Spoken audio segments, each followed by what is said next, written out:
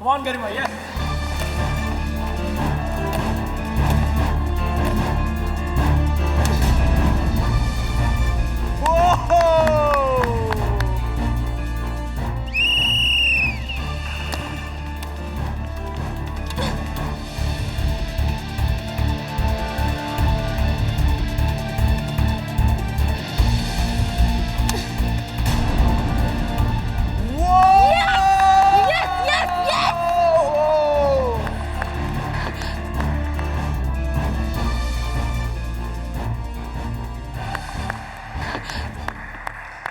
Well played.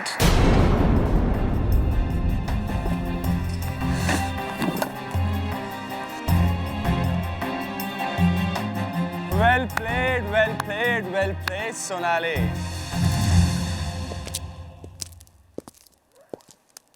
आखिर मेरी coaching कुछ तो काम आई तुम्हारे।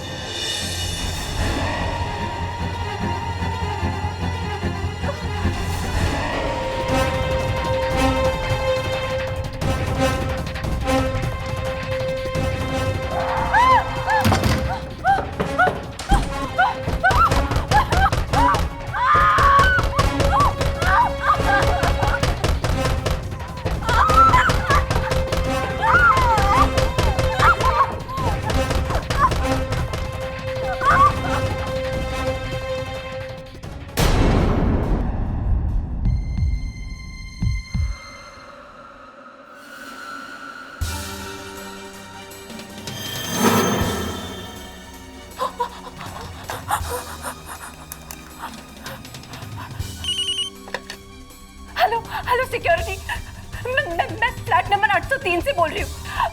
मास्क वाला एक आदमी मुझे मारने की कोशिश कर रहा है। हाँ, ऊपर 8वें माले के कॉरिडोर पे।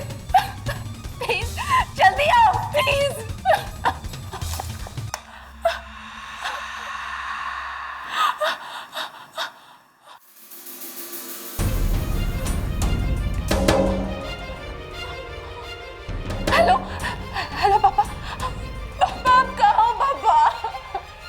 हुआ बेटी? मैं तो कॉरिडोर में हूँ, अभी ऊपर आ रहा हूँ। पापा यहाँ एक आदमी ने मुझे मारने की कोशिश की है पापा। मैंने उस पे गोली चला दी। वो यहीं पे। कौन? किधर? वो फ्लैट के बाहर खड़ा है। पापा प्लीज जल्दी आइए, जल्दी आइए। रुको, मैं पुलिस को फोन करता हूँ। तुम घर के दरवाजे खिड़कियां सब बंद रखना, किसी भी हालत में घर से बाहर मत निकलना। मैं भी ऊपर आ रहा हूँ।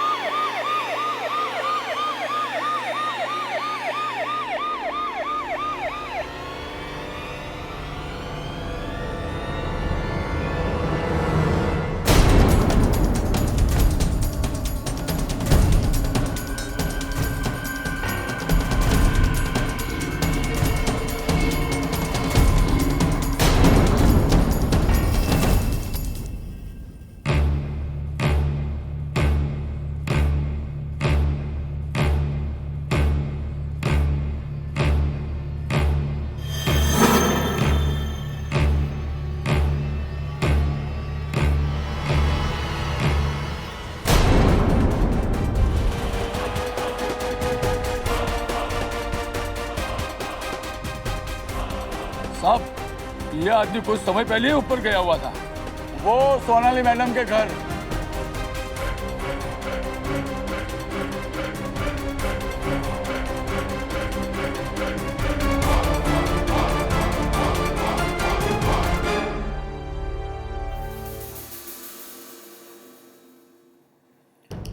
तो आपका ये कहना है कि गिरने से 5 मिनट पहले वो आदमी आपको मारने के लिए आया था और आपने इसी गन से उस पर गोली चलाई?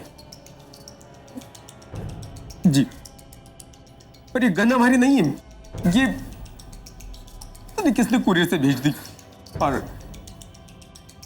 हड़बड़ी में से गोली चल गई। आप जानते थे इस आदमी को? जी, उनका नाम देवेंद्र सोडी है, वो मेरे बैडमिंटन कोच हैं। आपकी उनसे कोई दुश्मनी?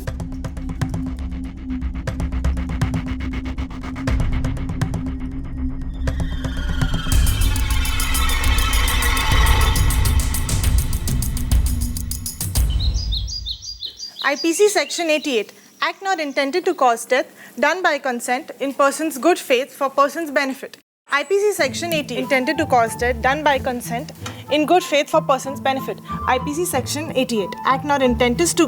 नियति, वो सेक्शन 9211 के बारे में जानकारी है तुम्हें?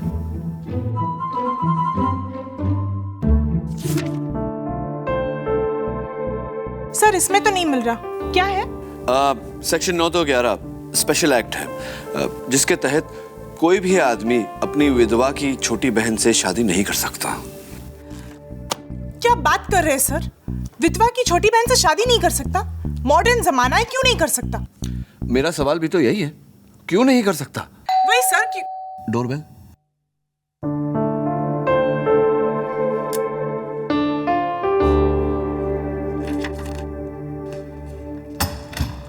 केडी पाठक है? जी, सर, मैं जगदीश बरुआ, सोनाली बरुआ का father. Sonali Barua, the famous badminton player. Wow, वो तो अगले हफ्ते एशियन ओपन के लिए टोक्यो जाने वाली है। वो टोक्यो जाएगी या नहीं जाएगी, ये आप पे डिपेंड करता है सर। अभी 2 घंटे पहले मेरी बेटी को पुलिस ने पकड़ लिया, कोच सोडी के कत्ल के इल्जाम में। सर, कत्ल उसने नहीं किया, मेरी बेटी ऐसा कर ही नहीं सकती। वो निर्दोष है, एक बहुत बड़ी साजिश है, कोई से फंसा रहा है। Calm down mister Barua, calm down. शुरुआत से बताइए, क्या हुआ? What happened? सर,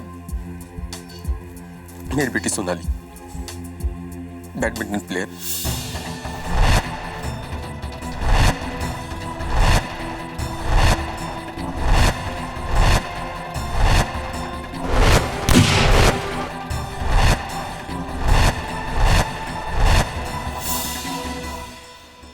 सोनाली, मेरा नाम केडी पाठक है। मैं तुम्हारा वकील हूं।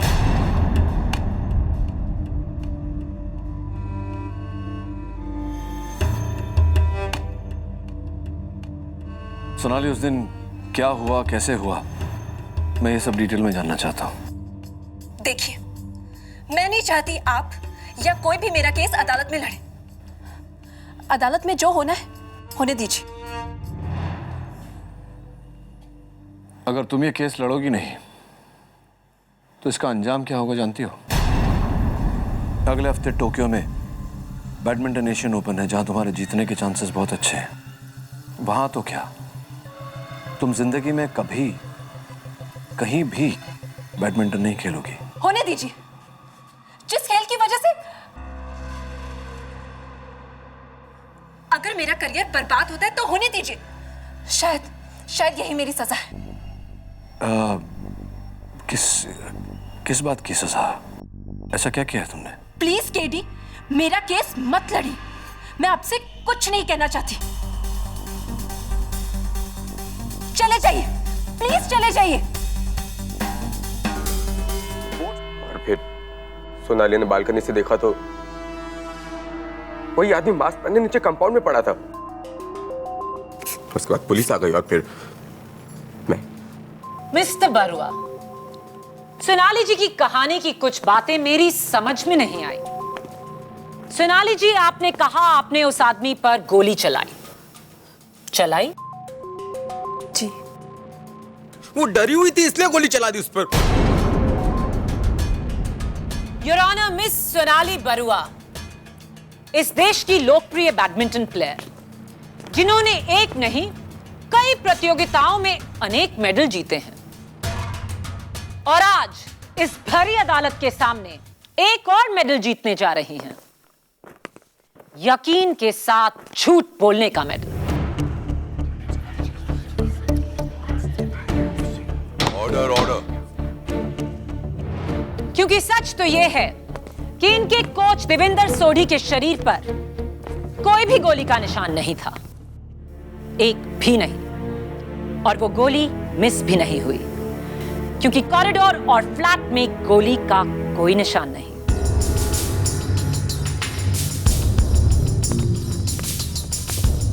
योर ऑनर, एविडेंस में रखी गई इस पिस्टल से एक कार्ट्रिज मिसिंग है, और इस पर सोनाली के उंगलियों के निशान भी। उससे कुछ साबित नहीं होता केडी। सोनाली को अपनी कहानी सच साबित करनी है तो उस गोली का पता मिलना चाहिए। गोली का पता नहीं मिलेगा योर ऑनर, क्योंकि कोच सोढ़ी की मौत गोली से नहीं किसी और वजह से हुई थी, और इस बात को साबित करने के लिए मैं बुलाना चाहूंगी फोरेंसिक्स डिपार्टमेंट के चीफ डॉक्टर रस्तोगी को। डॉक्टर रस्तोगी, कोच देवेंद्र सोढ़ी का पोस्टमार्टम आपने किया? जी हाँ।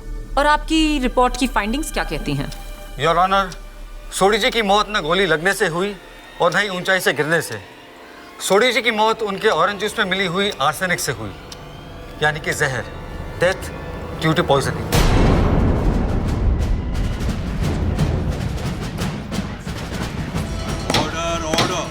और ये डेथ कब हुई? उनके गिरने से कुछ 40-45 मिनट पहले। एक मिनट, मिस्टर सोढ़ी की बॉडी नीचे कंपाउंड में गिरी दोपहर को 3 बजे, और आपके मुताबिक उनकी मौत हुई 2:20 पर, राइट? जी हाँ। पर सोनाली जी के मुताबिक मिस्टर सोढ़ी ने उन पर हमला किया 2:50 पर, यानी कि अपने मरने के ठीक आधे घंटे बाद, राइट सोनाली? क्या ऐसा हो सकता है डॉक्टर? ये नामुमकिन है। सोढ़ी जी की मौत तो 40 मिनट पहले हो चुकी थी, और मुर्दे कभी हमला नहीं करते। यानी कि सोनाली की कहानी झूठी है। सच क्या है मैं बताती हूँ। सोनाली ने सोढ़ी जी को अपने घर बुलाया, उन्हें जहरीला जूस पिलाकर उनकी हत्या की, उनके चेहरे पर मास्क लगाया और फिर गन को नीचे फेंककर सिक्योरिटी को फोन कर झूठी कहानी रची। उसके फौरन बाद उसने सोडी जी के मृत शरीर को बालकनी से नीचे फेंका ताकि ऐसा लगे कि उन पर हमला करने वाला भागते हुए गिरकर मारा गया। Your witness. डॉक्टर रस्तोगी जी, बहुत ही सिंपल सा सवाल। पोस्टमार्टम रिपोर्ट्स के अनुसार जी मिस्टर सोडी ने चाकू किस हाथ में पकड़ा था? जी दाहिने हाथ से। राइट हैंड जी। राइट जी। और रिपोर्ट्स के अनुसार जी मिस्टर सोडी राइट हैंडेड भी थे, राइट? जी हाँ। योर ऑनर, सोनाली ने अपने बयान में कहा है कि जब इन पर हमला हुआ तो हमलावर ने चाकू लेफ्ट हैंड में पकड़ा था, राइट सोनाली?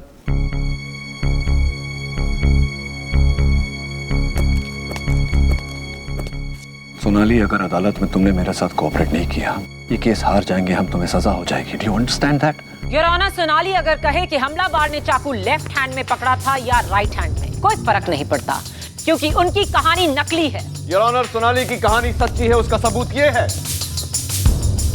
ये पिस्टल और ये कुरियर बॉक्स जो पुलिस को सोनाली के फ्लैट से बरामद हुई थी। योर ऑनर, इस कुरियर कंपनी से मैंने चेक किया है, उन्होंने ऐसा कोई भी कुरियर सोनाली को नहीं भेजा। ये कहानी भी नकली है। That's exactly the point, Your Honor. किसी ने बड़ी चालाकी से ये पिस्टल सोनाली के वहां भेजी ताकि जब वो इस पर हमला करे, सोनाली के पास गोली चलाने के अलावा और कोई चारा न रहे। लेकिन इसका सबूत क्या है? ये गन किसकी है? सोनाली की? नहीं योर ऑनर,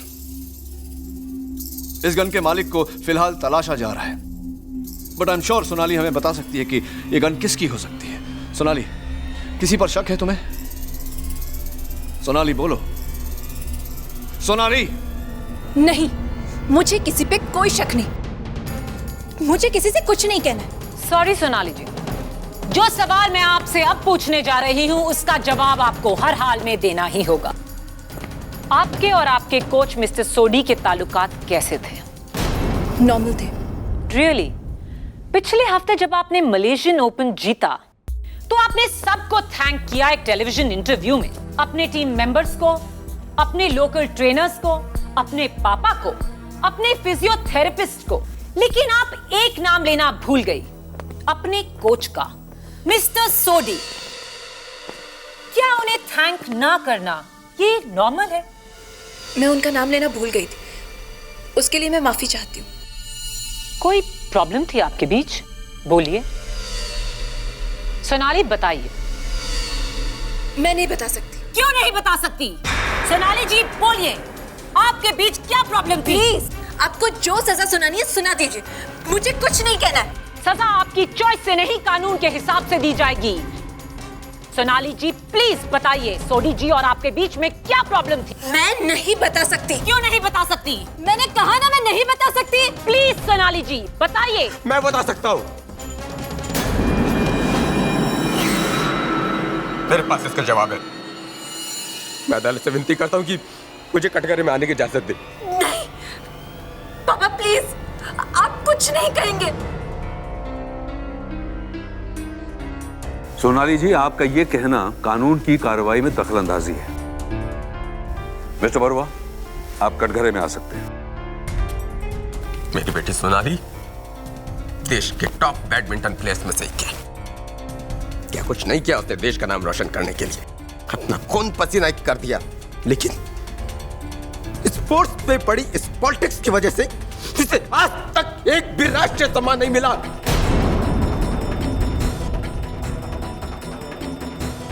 जबकि इतने कम टैलेंटेड प्लेयर्स को सम्मान मिलते आ रहे हैं।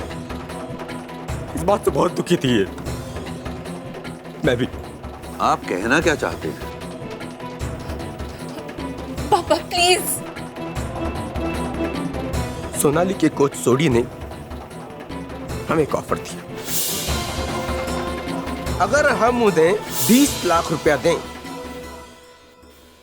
तो वो अपनी पहुंच से उसे खेल सम्राट पुरस्कार दिलवा देंगे। Order order. लेकिन इसने मना कर दिया। कहा मैं अगर सम्मान पाऊंगी तो अपनी मेहनत से, रिश्वत से नहीं। मैं ठहरा ही बाप, बेटी की दिली ख्वाहिश पूरी करने के लिए जज्बाती हो गया। मसौड़ी की बातों में आके सोनाली को बिना बताए उसे 20 लाख रुपए दे दिए। और मेरे से गलत काम की खबर जब सोनाली को लगी तो मुझसे बहुत झगड़ा किया इसने। गुस्से में जाकर सीधे सोडी से मिली, उसे कहा कि हमें हमारे 20 लाख रुपए वापस दे दो, हमें कोई सामान नहीं चाहिए। गलत है ये।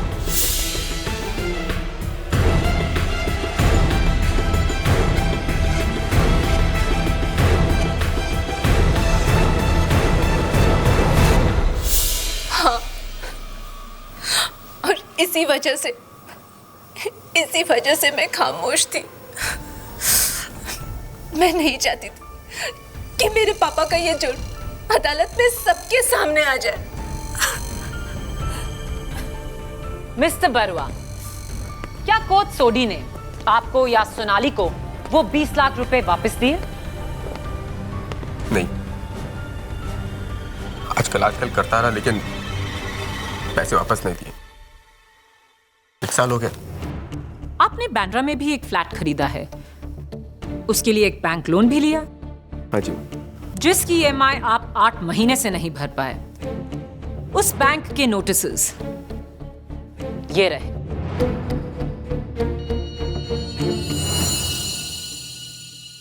पैसों की तंगी है। अगर सोडी आपके पैसे लौटा देते तो आप इस प्रॉब्लम में कभी नहीं आते। हाँ, अगर वो सारे पैसे मिल गए होते तो मेरे पापा को शायद कभी दिल का दौरा नहीं पड़ता। उनकी रातों की नींद हराम नहीं होती।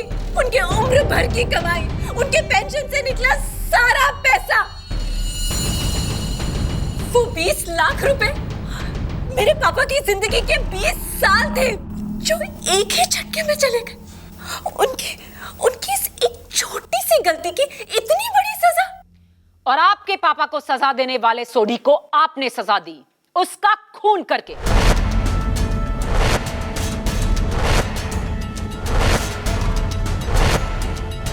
योर ऑनर, सोनाली मिस्टर सोडी की हत्या कर ही नहीं सकती क्योंकि मिस्टर सोडी उस दिन सोनाली के फ्लैट में गए ही नहीं। वो हमलावर जिसने मास्क पहनकर सोनाली पर हमला किया था वो मिस्टर सोडी नहीं, कोई और था।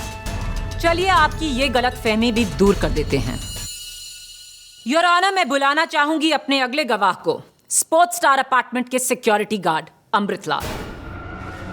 मैडम, उस दिन ठीक 2 बजे बिल्डिंग में वही साहब आए थे जिनकी मौत हुई, सोडी साहब। उन्होंने ये भी कहा कि उन्हें 803 में जाना है। उन्होंने अपने हाथों से रजिस्टर लिया, एंट्री की और ऊपर चले गए।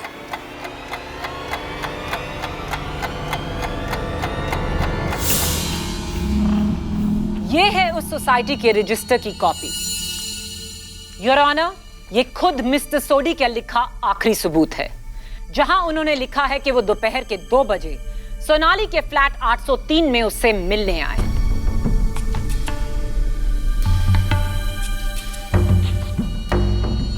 योर ऑनर, मेरा अगला गवाह सोनाली की पड़ोसन, फ्लैट नंबर 804 की मिसेस गनात्रा। मिसेस गनात्रा, क्या आपने इन्हें देखा था? जी, मैंने इस आदमी को देखा था 2 बजे के करीब 8th फ्लोर के लिफ्ट से निकलते हुए। उस टाइम मैं नीचे जा रही थी। सबूत पक्का है। 2 बजे मिस्टर सोडी सोनाली से मिलने उसकी बिल्डिंग आए। 2:05 पर वो उसके फ्लोर पर पहुंचे, जहां उन्हें आखिरी बार जिंदा देखा गया। 1 घंटे बाद सोडी की डेड बॉडी नीचे गिरती है कंपाउंड में। हालात भी हैं, मकसद भी है और गवाह भी हैं।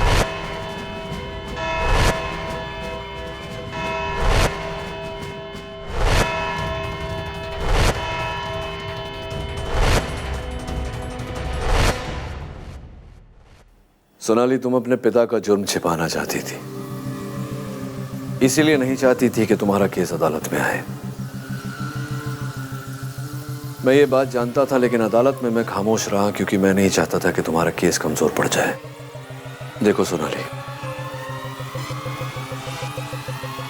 अदालत में तुम्ही ने कहा कि तुम्हारे पिता को उनके किए की सजा मिल गई है, तो अब किस बात की सजा देना चाहती हो उन्हें? Sonali, please try and understand. अगर तुमने कोऑपरेट नहीं किया तो इतने संगीन जुर्म के लिए तुम्हें फांसी की सजा भी मिल सकती है। और एक जवान बेटी को फांसी पे चढ़ता देख एक बाप के लिए इससे बड़ी सजा कोई नहीं होती। अगर तुम्हें अब भी लगता है कि मुझे तुम्हारा केस नहीं लड़ना चाहिए तो I guess it's your life. Please kid, मुझे बचा लो, मैं बेकसूर हूं। मैं जानता हूं, सिर्फ तुम्हारे मुंह से सुनना चाहता था। अब तुम और मैं मिलकर अदालत में भी ये बात साबित कर देंगे।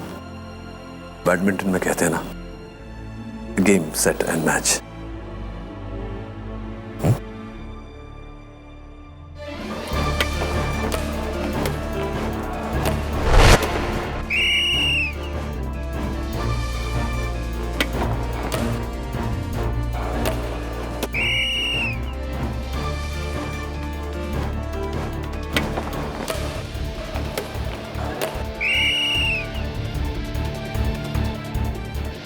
Game and match go to Garima.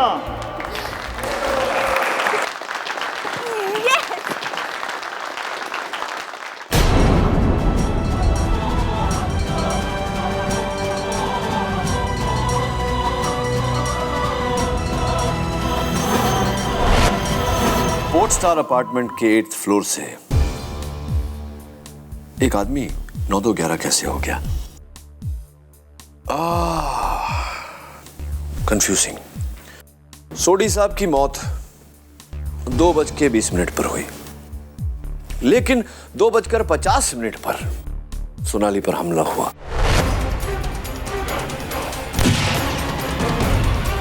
और 3 बजे सोडी साहब की लाश जमीन पर गिरी। सर, या तो सोनाली सच कह रही है या फिर फॉरेंसिक रिपोर्ट्स। आई थिंक दोनों सच बोल रहे हैं। Sir, how is that possible? क्योंकि सोनाली के हमलावर ने अपने फेस पे मास्क पहना हुआ था। अगर वो मिस्टर सोडी होते तो उन्हें मास्क पहनने की क्या जरूरत थी? पॉइंट नंबर 2, सोनाली ने जेल में मुझसे कहा था कि हमलावर ने चाकू लेफ्ट हैंड में पकड़ी थी, जबकि सोडी राइट हैंडेड था। पॉइंट नंबर 3, जब सोनाली ने अपने हमलावर पर गोली चलाई तो हमलावर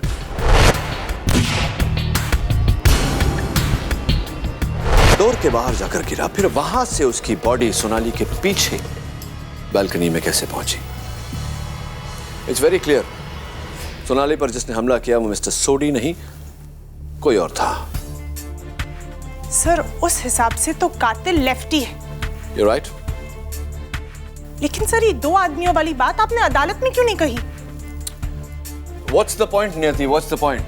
इस बात का पूरा दारोमदार सोनाली का बयान है, जो माया अदालत में तुरंत झुठला देती।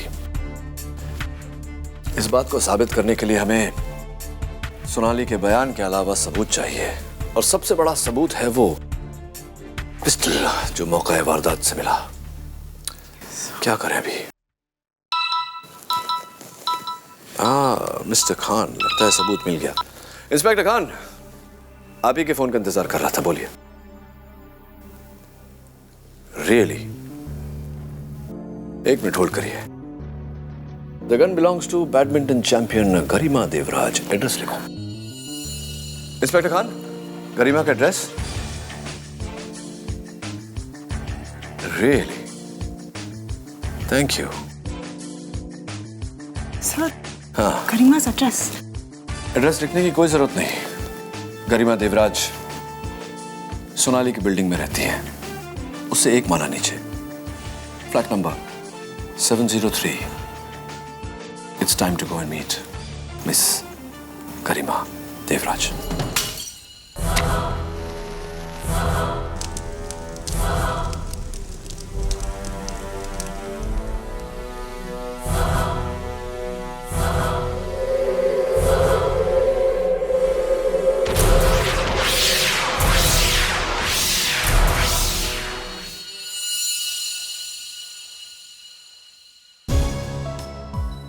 अमृतलाल जी, आप लेफ्ट हैंडेड हैं? जी साहब। ये वही रजिस्टर है जिस पर मिस्टर सोडी ने साइन किया था? जी साहब। केडी, इस पर कानून की मोहर भी है। ध्यान से देखोगे तो इस पे एक मोहर और लगी है। उस दिन गरिमा से मिलने 1 बजे दिनेश मदन आया था।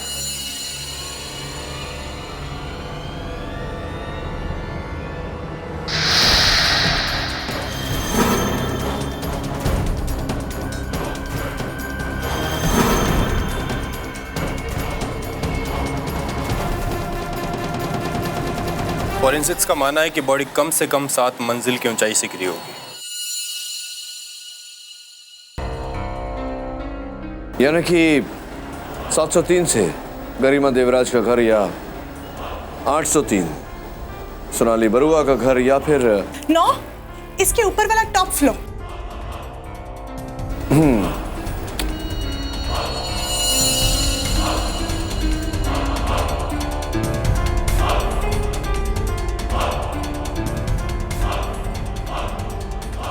मिस्टर बरुआ, लगता है ऊपर वाला फ्लैट बंद है।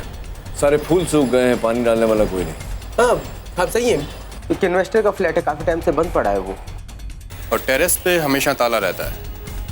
इसका मतलब कि 9th फ्लोर और टेरेस से बॉडी गिरने का कोई चांस नहीं। तो बचा सिर्फ फ्लैट नंबर 803, यानी कि सोनाली का फ्लैट है, या फिर 703 गरिमा देवराज का घर। गरिमा और सोडी के बीच में भी तो कनेक्शन था। एक्चुअली जब हमने सोडी से वापस पैसे मांगे तो उसे झल्ला कर कहा कि अब वो अवार्ड गरिमा को देगा, क्योंकि वो 30 लाख रुपए देने को तैयार है। सर, ये गरिमा, सोनाली और सोडी के बीच क्या कनेक्शन हो सकता है? इस सवाल का जवाब तो वही दे सकता है जिसका सबके साथ कनेक्शन है। मेरे प्रिय मित्र झिलमिल जवेरी। तू एकदम करेक्ट आदमी के पास पहुंचा है केडी, और मैंने तुझे डायरेक्ट आदमी से मिलाया है। एंडी, इस क्लब का मालिक। बैडमिंटन की दुनिया की सारी खबर रखता है, अंदर की। Good shot Andy. अच्छा ये बता, ये जो सोनाली और गरिमा रोज आते हैं तेरे क्लब में ट्रेनिंग के लिए? अरे शुक्र मनाओ कि यहाँ आकर बैडमिंटन खेलते हैं, नहीं तो वो दोनों तो अपनी जान से खेल जाए। रियली? कोई खास दुश्मनी दोनों में? दुश्मनी क्या केडी, जब 2 हीरोइन आपस में दोस्त नहीं हो सकती तो 2 प्लेयर्स आपस में दोस्त कैसे हो सकती है? हाँ, दैट्स राइट। जबरदस्त कंपटीशन था दोनों में। अरे ये लो, शैतान का नाम लिया और हाजिर, वो है गरिमा। ये इसके साथ में वो क्रिकेटर दिनेश मदन है ना? अरे दिनेश मदन अपना बॉयफ्रेंड है उसका। मिलो, तेरे को मिलो उससे। रोज आता है गरिमा के साथ, और पिछले संडे अकेला आया था सोडी से मिलने। सोडी से? हाँ, वो दोनों यहीं बैठे थे। जोर जोर का कोई आर्ग्यूमेंट हो रहा था कुछ पैसे के मामले को लेकर। ये सोडी भी कमाल का आदमी था, 100 लोगों से दुश्मनी मोल ली थी उसने। अब ऐसे आदमी का तो ऐसा ही अंजाम होना था।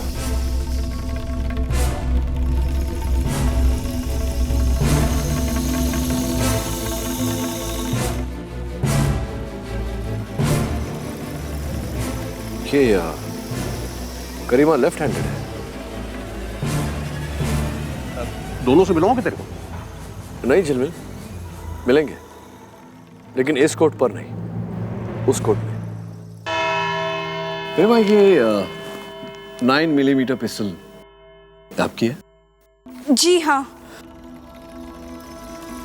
बैडमिंटन प्लेयर्स के हाथों में तो अक्सर रैकेट रहता है। ये गन क्यों तुम्हें इसकी जरूरत पड़ी? अपनी प्रोटेक्शन के लिए, क्योंकि मुझे कुछ लोगों की धमकियां आया करती थी। धमकियां? किसने दी आपको धमकियां? अंडरवर्ल्ड ने? जी हाँ। अब गरिमा, ये बताओ कि तुम स्पोर्ट्स स्टार अपार्टमेंट में रहती हो। ये सोनाली 8वें मंजिल पर है, तुम 1 मंजिल नीचे 803 में, तुम 703 में। जी। मैं ये सोच रहा हूँ कि तुम्हारी ये पिस्टल इस तरह उड़कर 7वीं मंजिल से 8वीं मंजिल पर कैसे हाउ डिड इट हैपन, कैसे पहुँच गई? वो मैं नहीं जानती, और वैसे भी ये गन मैं अपने घर में नहीं रखती हूँ। अच्छा। मैं इसे अपने बैडमिंटन क्लब के लॉकर रूम में रखती हूँ, जहाँ से ये गन 4 दिन पहले ही चोरी हो चुकी थी। ये गन तुम्हारे बैडमिंटन क्लब के लॉकर रूम से 4 दिन पहले चोरी हो चुकी थी, तो तुमने पुलिस कंप्लेंट तो की होगी, रिपोर्ट लिखवाई होगी? हाँ, लिखवाई थी। और ये रही उसकी रिपोर्ट। Thank you.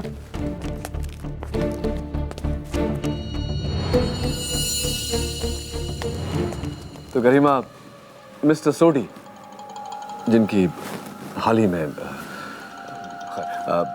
उनका और तुम्हारा क्या रिश्ता था?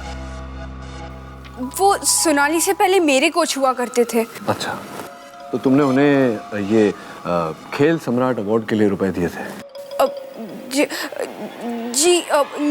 नहीं दिए थे। जी नहीं दिए थे। तो क्या उस दिन मिस्टर सोडी तुमसे मिलने आए थे तुम्हारे घर? जी नहीं। और क्या मिस्टर सोडी तुम्हारे प्रिय दोस्त जो हैं क्रिकेटर दिनेश मदन उन्हें जानते थे? जी नहीं। वो दोनों एक दूसरे को नहीं जानते थे? नहीं। वो दोनों एक दूसरे को नहीं जानते? Are you sure? Yes. You're sure. Thank you. That's all, Your Honor. Prosecution. गरिमा, जब तुम्हारी गन चोरी हुई तो तुम्हें किस पर शक हुआ? सोनाली पर, क्योंकि उस दिन सोनाली 10 मिनट पहले उस खाली लॉकर रूम में गई थी और उसने उस दिन रिसेप्शन से गलती से मेरी चाबी ले ली थी। गलती से? 10 मिनट का वक्त काफी होता है अकेले लॉकर में गन को चुराने के लिए और चाबी लौटाने के लिए। इसका कोई गवाह? हाँ है, एस क्लब के मालिक एंडी।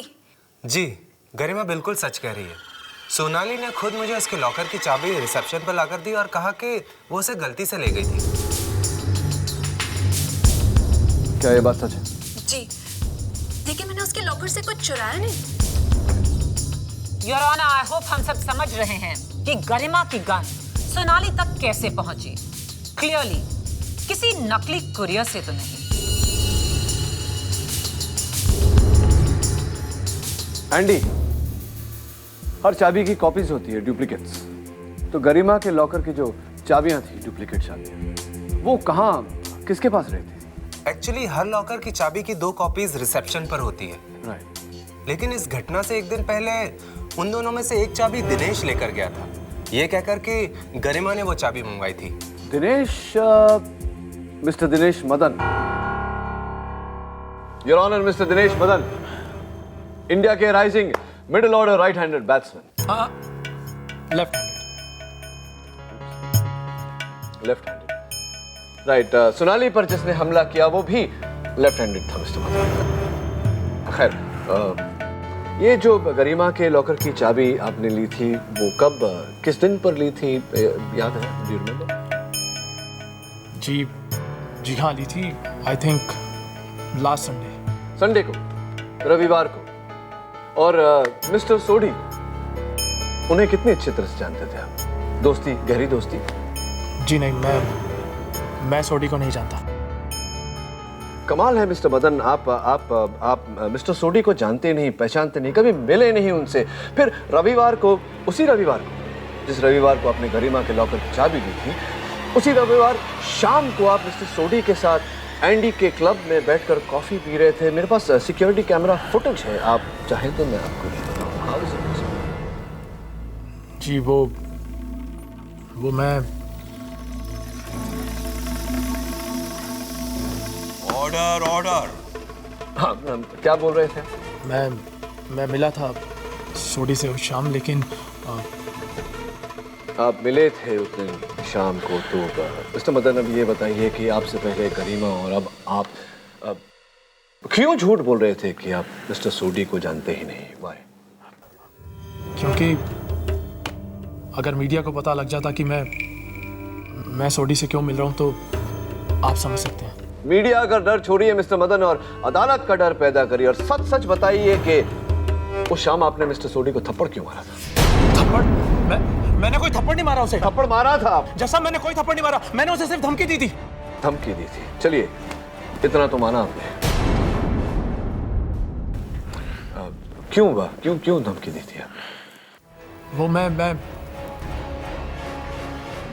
क्या है कि सोडी के पास मेरे और गरिमा के कुछ फोटोग्राफ्स थे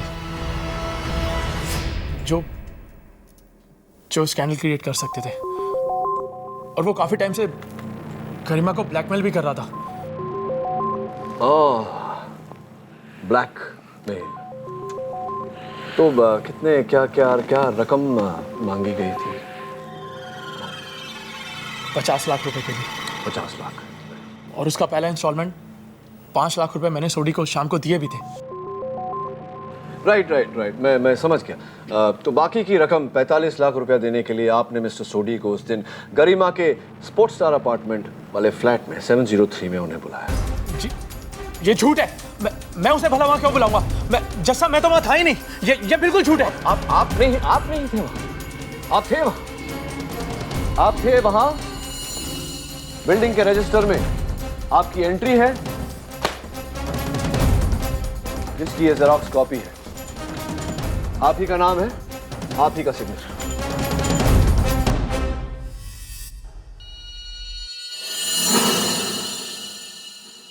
ये झूठ है। झूठ तो तुम बोल रहे हो मिस्टर मदन। सच ये है कि उस दिन तुमने मिस्टर सोडी को गरिमा के फ्लैट नंबर 703 में बुलाया, वहां जहरीला जूस पिला के उनकी हत्या की। फिर तुमने सोडी साहब के कपड़े पहने, अपनी शक्ल पर नकाब लगाया, सोनाली के फ्लैट पर गए, इन पर हमला किया और अपने किए हुए जुर्म का इल्जाम इनके सरमन किया। उसके बाद सोडी साहब को फिर से उनके कपड़े पहनाने के बाद उनकी लाश को तुम बिल्डिंग के ऊपर लेकर गए, वहां से तुमने उन्हें नीचे गिरा दिया। झूठ। ये झूठ है। जैसा मैंने ऐसा कुछ नहीं किया। ये बिल्कुल झूठ है। मान लिया जो तुम कहते हो, मान लिया दिनेश ही सोडी का कातिल है। लेकिन इससे पहले तुम्हें मेरे 2 सवालों के जवाब देने होंगे। एक, अगर सोडी दिनेश से मिलने गरिमा के घर आया तो उसने बिल्डिंग की रजिस्टर में सोनाली के घर का नंबर क्यों लिखा? 703 के बदले 803। दूसरा, अगर सोनाली ने नकाब पहने दिनेश पर इस गन से असली गोली चलाई तो फिर वो जिंदा कैसे है? ऑर्डर। जवाब सोचने की जरूरत नहीं है, क्योंकि ये पेपर आपको लाजवाब कर देगा। ये गरिमा के घर का पेंटिंग बिल अब मुझे क्यों दे? इसके बिलिंग पॉइंट नंबर 5 पे नजर डालिए। 1800 रुपए बालकनी पेंट करवाने के लिए। तो योर ऑनर, उस दिन गरिमा के घर की बालकनी को पेंट किया जा रहा था, जिसका मतलब यह है कि अगर सोडी की लाश को उस बालकनी से गिराया जाता तो उस पर गीले पेंट के निशान जरूर होते। फोरेंसिक्स की रिपोर्ट के मुताबिक लाश 6 फ्लोर ऊपर से गिरी। टेरेस लॉक था, 9वां फ्लोर खाली था। 7वें फ्लोर पर गरिमा के घर की बालकनी की पेंटिंग उस दिन सुबह हुई। बचा सिर्फ 8वां फ्लोर सोनाली का घर, जहां से गिरी सोडी की लाश। 100% कत्ल सोनाली ने किया है।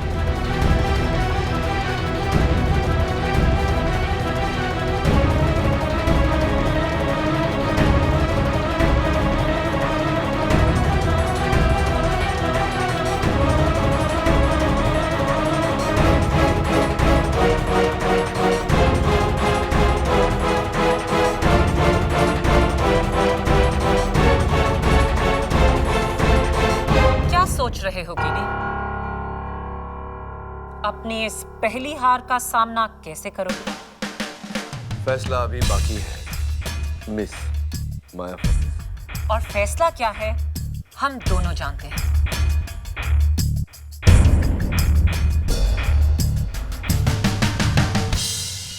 तुम्हारी पेंसिल कीडी, झुकना सीख लो। माया,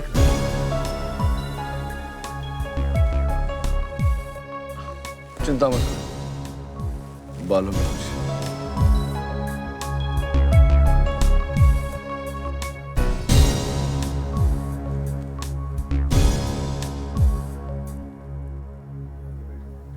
सर, मैंने ना 3 लॉ बुक्स पढ़ ली। 9-2-11 का तो कोई जिक्र ही नहीं है। आखिर क्यों एक आदमी अपनी विधवा की छोटी बहन से शादी नहीं कर सकता?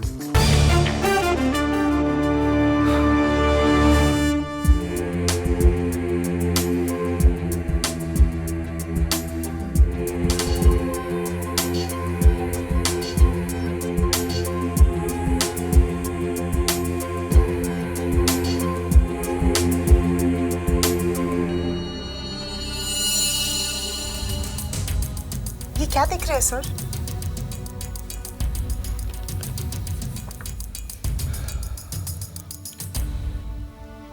ये क्या है सर? मिस्टर सोडी की लाश। और लाश के साथ खून भी है। और फूल भी, बोगनविला के फूल, जो स्पोर्ट्स स्टार अपार्टमेंट के 9th फ्लोर पे लगे हुए हैं। और मिस्टर सोडी का मृत शरीर बोगनविला के फूलों को रगड़ता हुआ आकर नीचे जमीन पर गिरा। सर लेकिन 9th फ्लोर का फ्लैट तो लॉक्ड है। Let's go and unlock it. Sir wait for me. Sir I'm coming.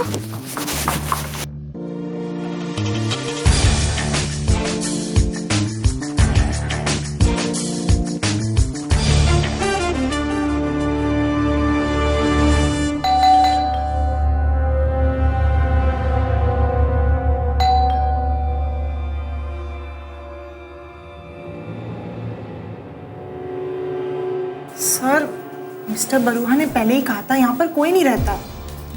Right. क्या चाहिए आपको? सर क्या करें? मैं देती हूँ।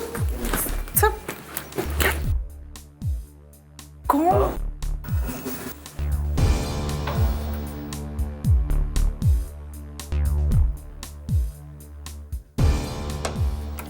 वाह सर, आप तो प्रोफेशनल। अब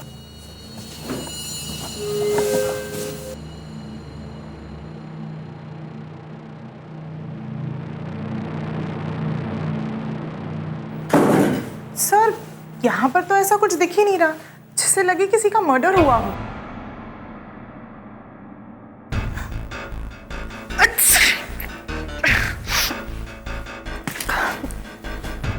Bless you. Thank you sir.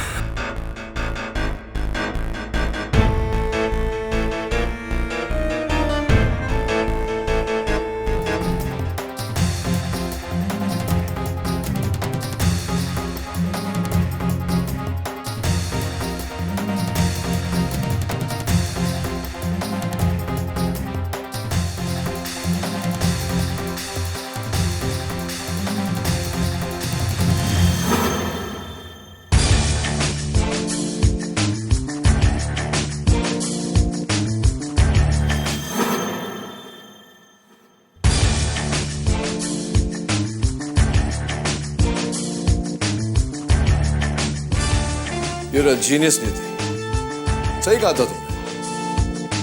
इस फ्लैट में वाकई ऐसी कोई चीज नहीं जिससे ये साबित हो कि खून यहाँ हुआ है।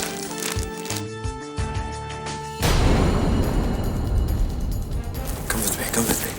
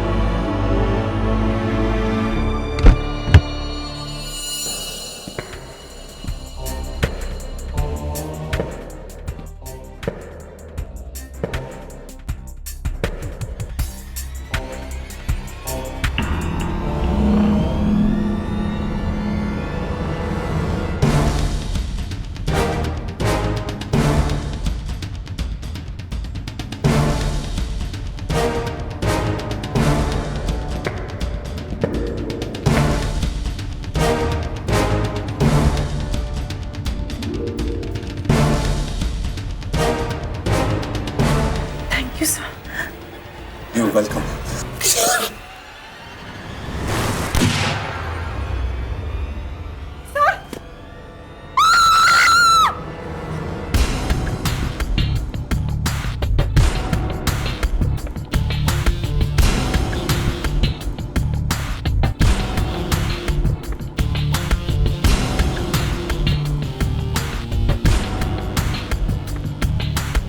एंडी, मैंने ये फ्लैट कुछ दिन पहले किराए पर लिया था ताकि तुम सोडी की हत्या करके उसे बालकनी से नीचे फेंक सको। पहले साबित करके दिखा, कानून की नजर में मेरा गुनाह क्या है। बिना किसी को बताए इस बिल्डिंग के 9th फ्लोर के फ्लैट को किराए पर लेना? हाँ केडी, हाँ, मैंने वो गन सोनाली के फ्लैट पर छोड़ी। मैंने सोडी को मारा, मैंने उसे फेंका। कैसे साबित करोगे? मैंने इस कमरे से, इस फ्लैट से हर नामो निशान को मिटा दिया। कोई सबूत नहीं है तुम्हारे पास उस मर्डर का। कैसे साबित करोगे केडी? हाँ?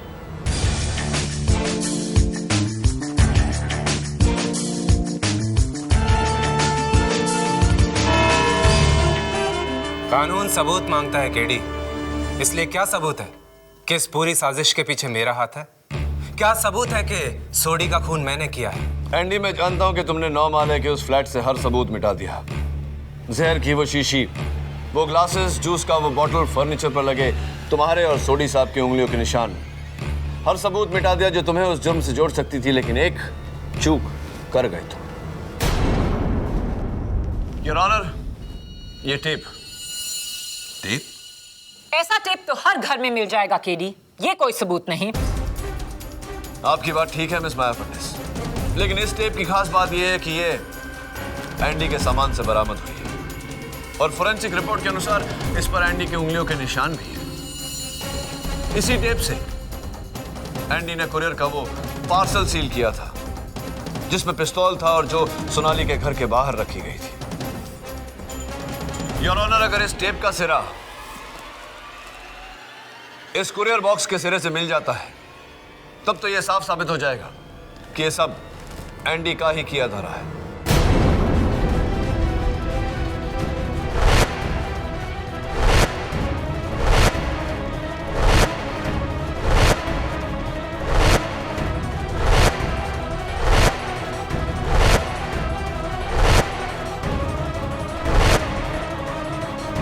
Perfect match your honour.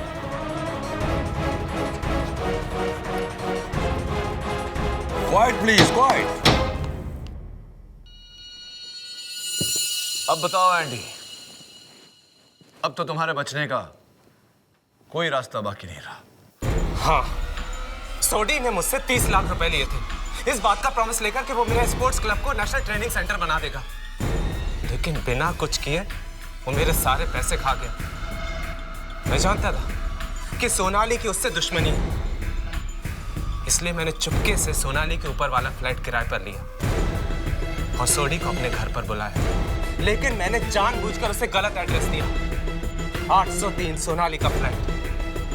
इसीलिए उसने नीचे रजिस्टर में भी वही एंट्री की और लिफ्ट से 8वें फ्लोर पर उतरा, जहां मैं पहले से उसकी राह देख रहा था। अरे सोडी जी, अरे आप यहाँ क्या कर रहे हैं? मेरा फ्लैट तो इसके ऊपर वाले फ्लोर पर है, 903। लेकिन आपने तो मुझे फ्लैट नंबर 803 बताया था। आपने गलत सुना होगा। खैर आइए। मैं फिर सोडी को ऊपर अपने फ्लैट में लेकर गया। मैंने उससे अपने पैसे आखिरी बार मांगे लेकिन उसने इनकार किया।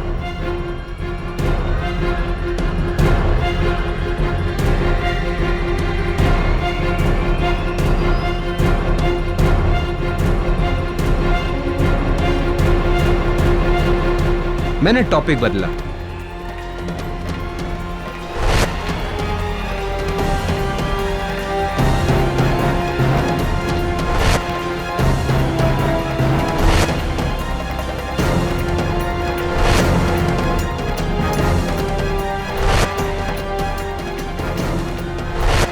और उसे जहरीली ड्रिंक पकड़ा दी।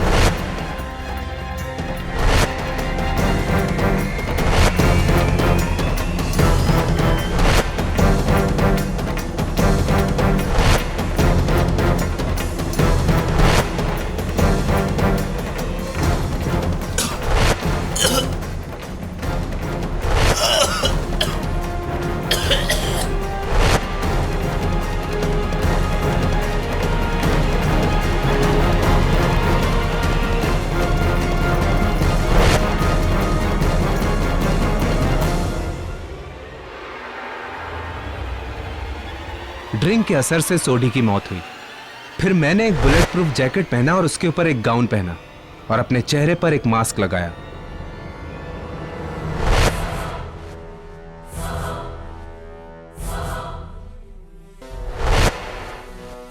और नीचे आकर सोनाली के दरवाजे पर वो गन का पार्सल रखा।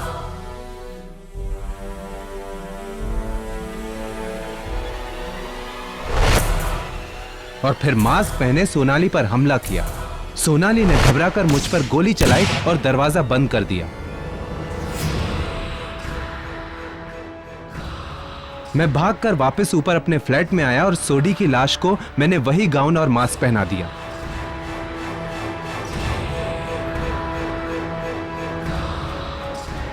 फिर मैंने सोडी की लाश को उठाकर अपने फ्लैट की बालकनी से नीचे फेंक दिया।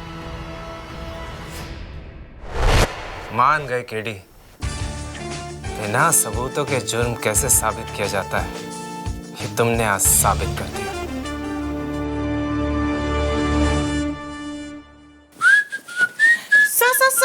Sir I'm here. What do you want? Sir, आपने अब तक बताया नहीं।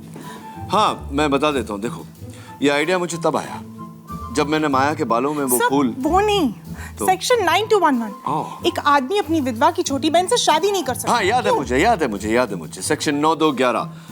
एक आदमी अपनी विधवा की छोटी बहन से शादी नहीं कर सकता क्योंकि वो मर चुका है। Right, you are a genius Niyati. देखो नियति, एक अच्छे वकील को प्रश्न अपने कान से नहीं, दिमाग से सुनना चाहिए। और याद रखना, जिंदगी और अदालत में जानकारी से ज्यादा समझदारी काम आती है।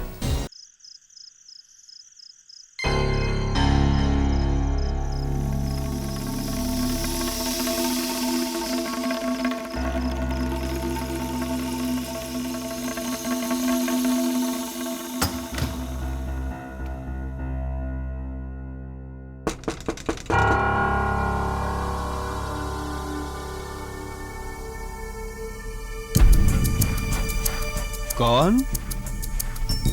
इतने भी क्या मसरूफ हैं आप कि अपनी बीवी को नहीं पहचानते? अच्छा, तुम हो। पूजा शुरू होने वाली है, सब लोग नीचे आ चुके हैं। अरे भाई, हमारा काम ही हमारी पूजा है। तुम तुम्हारी पूजा करो, मैं मेरी पूजा करता हूँ।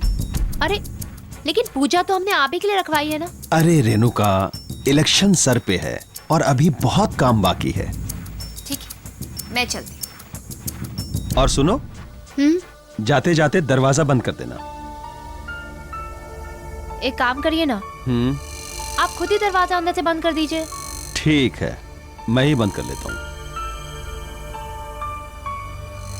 पान सिंह, नरेश कुमार।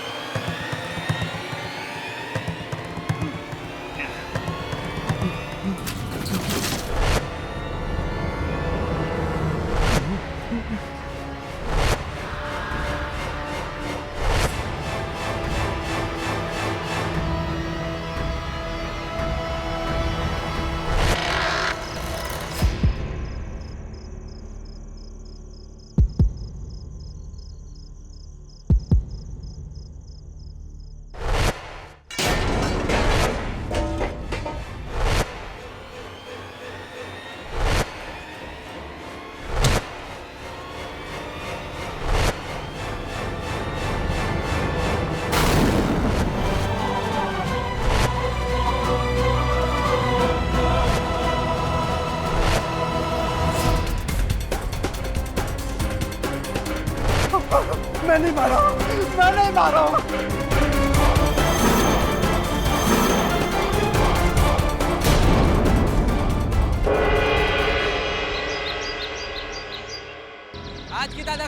ताज़ा खबर, होने वाले मुख्यमंत्री निरंजन साय का खून, आज की ताज़ा खबर, आज की ताज़ा खबर।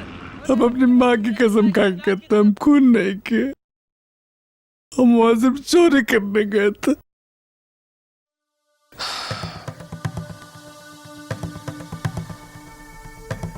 चलो एक पल के लिए मान लेते हैं कि ये खून तुमने नहीं किया, लेकिन चोरी करने के लिए निरंजन सहाय के अलावा और कोई घर नहीं मिला तुम्हें? कौन निरंजन सहाय? निरंजन सहाय को नहीं जानते तुम? अरे साहब, गरीब आदमी को अपने पेट से फुर्सत मिले तब ना वो कुछ और जाने।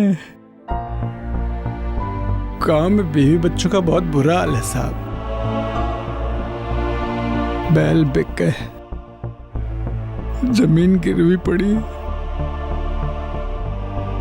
शहर में 2 साल से कोई काम नहीं, दिमाग खराब हो गया साहब।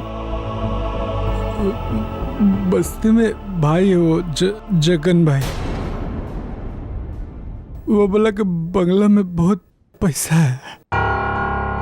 जमीर को मार के हम गए जिंदगी में पहला बार चोरी करने के लिए।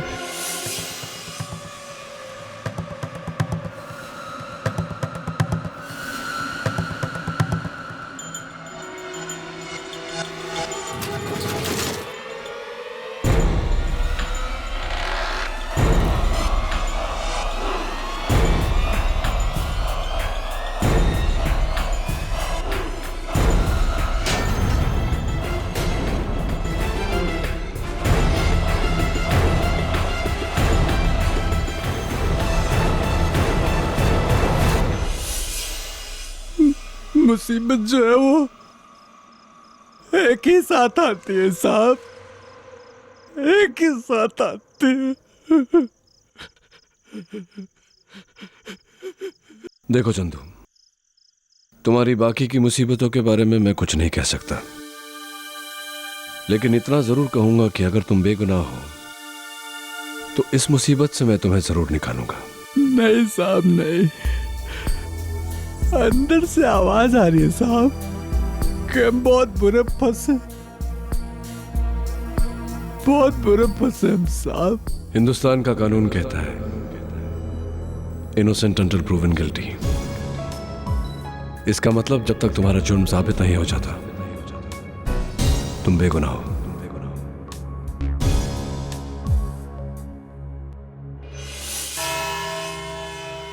योर ऑनर, कटघरे में खड़े इस शख्स ने न सिर्फ इस देश के सबसे लोकप्रिय मंत्री का कत्ल किया है, बल्कि इस देश के भविष्य का गला भी घोटा है। इसीलिए इंसाफ जितना जल्दी हो बेहतर है। मैं बुलाना चाहूंगी अपने पहले विटनेस को, वो जिन्होंने सहाय जी को आखिरी बार जिंदा देखा था, उनकी पत्नी श्रीमती रेणुका सहाय। मैं कसम खाती हूं कि जो भी कहूंगी सच कहूंगी, सच के सिवा कुछ नहीं कहूंगी। रेणुका जी, अदालत को अपना बयान दीजिए। सहाय जी हर रात अपनी स्टडी में अकेले काम करते थे और मैं उन्हें कभी डिस्टर्ब नहीं करती थी।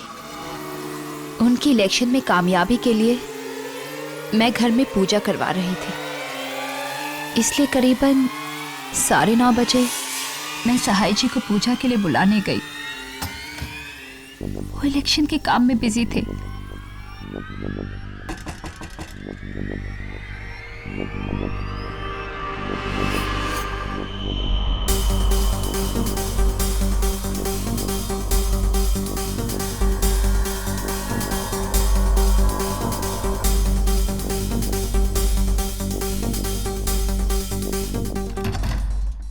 मेरे चाहते ही उन्होंने स्टडी का दरवाजा अंदर से बंद कर लिया। और फिर उसके बाद? और फिर करीबन 10:15 बजे पूजा के बाद मैं नीचे हॉल में प्रसाद बांट रही थी। मैंने ऊपर कुछ गिरने की आवाज सुनी तो मैं भाग के ऊपर गई। हाय मैंने देखा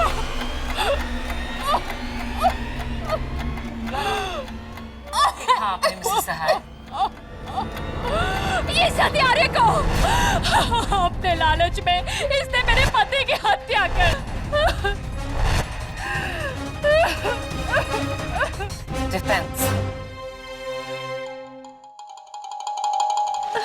रेणुका जी, क्या आपने चंदू को अपने पति का खून करते हुए देखा? जी? क्या आपने चंदू को आपके पति का कत्ल करते हुए देखा? आपके पति के शरीर में छुरा भोंकते हुए अपनी आंखों से देखा?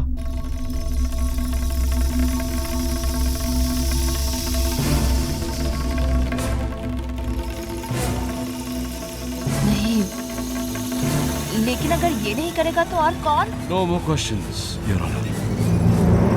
थैंक यू रेणुका जी।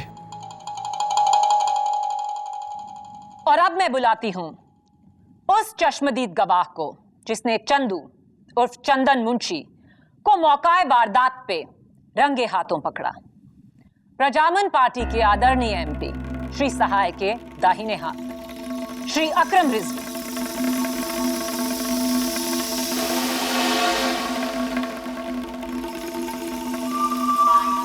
रिजवी साहब, आप प्लीज कोर्ट को बताएंगे कि उस रात को आपने क्या देखा?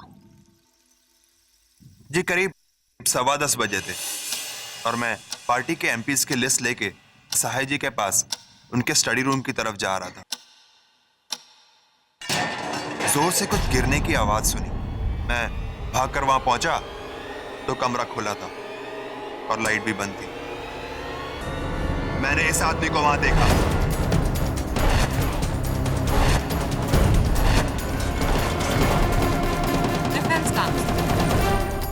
एक ही प्रश्न है रिजवी साहब, क्या आपने चंदू को सहाय साहब का कत्ल करते हुए देखा? नहीं, लेकिन इस आदमी को मैंने मिस्टर रिजवी। Thank you. मेरे अगले विटनेस सहाय जी के पीए अशोक मंकड़ जी। जी, मैं हमारे पार्टी प्रेसिडेंट श्री भानुदास पारिक को उनके बंगले छोड़कर वापस सहाय सर के बंगले पे आया। करीब 10:15 पे अचानक सहाय सर के कमरे से कुछ गिरने की आवाज आई। मैं भागकर ऊपर गया और जाकर देखा कि रिजवी साहब लाइट ऑन किए और सहाय सर नीचे पड़े थे सर। तो आप क्या कहते हैं डिफेंस लॉयर?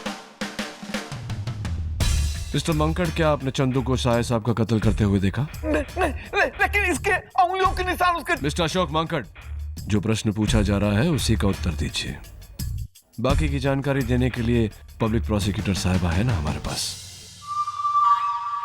क्या आपने चंदू को सहाय साहब का कत्ल करते हुए देखा? जी नहीं। Thank you mister Mankad. जज साहब, अब मैं बुलाना चाहूंगी अपने अगले गवाह को।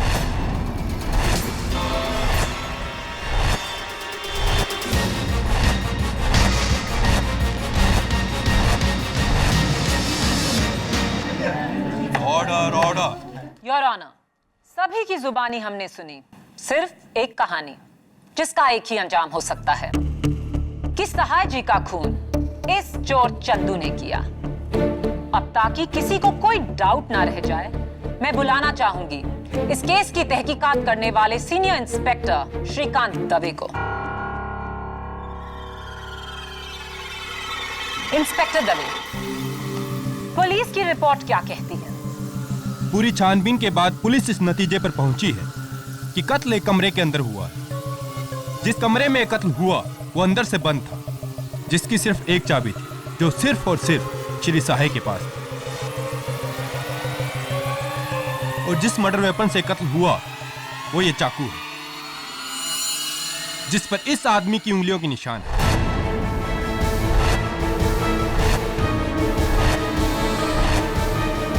इतना ही नहीं और कत्ल का टाइम रात करीब 10 से 10:15 के बीच का था। इसके अलावा ना कोई दूसरा मर्डर वेपन, ना शरीर पर कोई घाव, ना शरीर में जहर या कोई जान लेने वाला पदार्थ। So it's very clear and simple case of death by step wound. अगर अब भी किसी को लगता है कि चंदू बेकसूर है तो मेरे हिसाब से वो आदमी सपनों की दुनिया में है। राइट। इंस्पेक्टर दवे, आपने चंदू को I object your honor। ये वकीले सफाही किस तरह के बेतुके सवाल पूछ रहे हैं? मेरे बेतुके सवाल का एक ही तुका सा जवाब है कि किसी ने चंदू को सहाय साहब का कत्ल करते हुए नहीं देखा। ओह, तो आप कहेंगे कि आपने हवा को नहीं देखा तो हवा नहीं है, भगवान को नहीं देखा तो भगवान नहीं है। नहीं है ना, भगवान भी है, हवा भी है। इसका मतलब ये हुआ कि जो नहीं दिखता वो हो सकता है, तो हो सकता है कि जो दिखता है वो ना हो। जो हो सकता है वो दिखता नहीं है, और जो आपकी इजाजत हो तो मैं आपको दिखा के बताना चाहता हूं कि क्या हो सकता है और क्या नहीं हो सकता। तो साहब, ये आज का न्यूज़पेपर है और ये पब्लिक प्रोसिक्यूटर साहिबा का पानी का गिलास।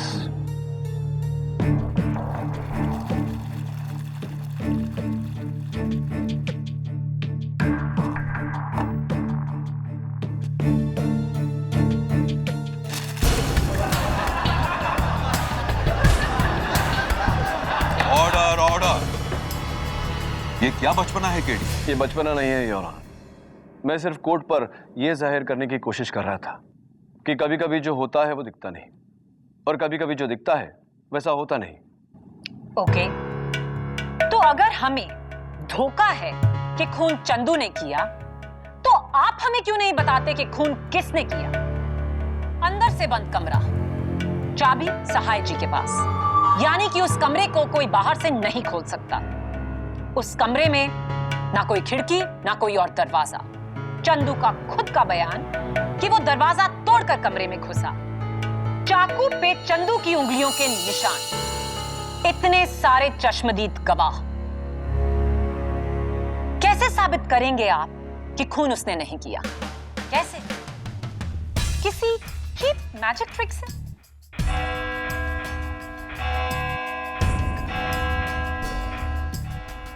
Court is urgent for the day.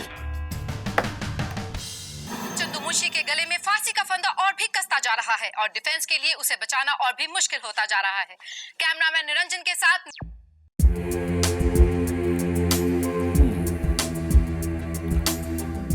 सारे गवाहों के बयान एक जैसे, यानी कि सब सच बोल रहे हैं या सब झूठ।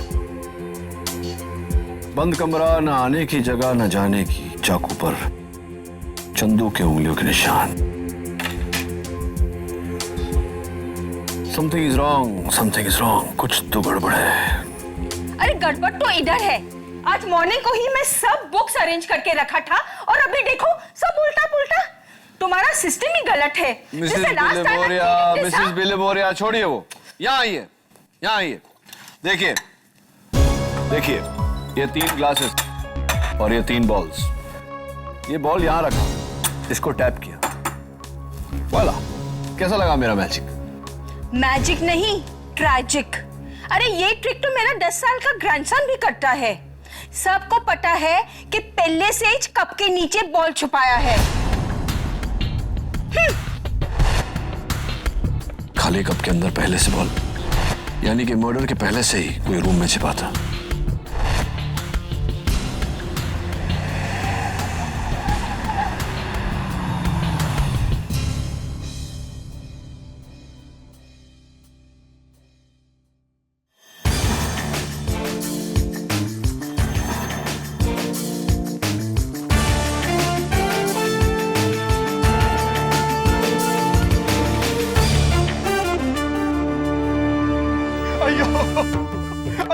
ये क्या हो गया साहिद जी? ये क्या हो गया?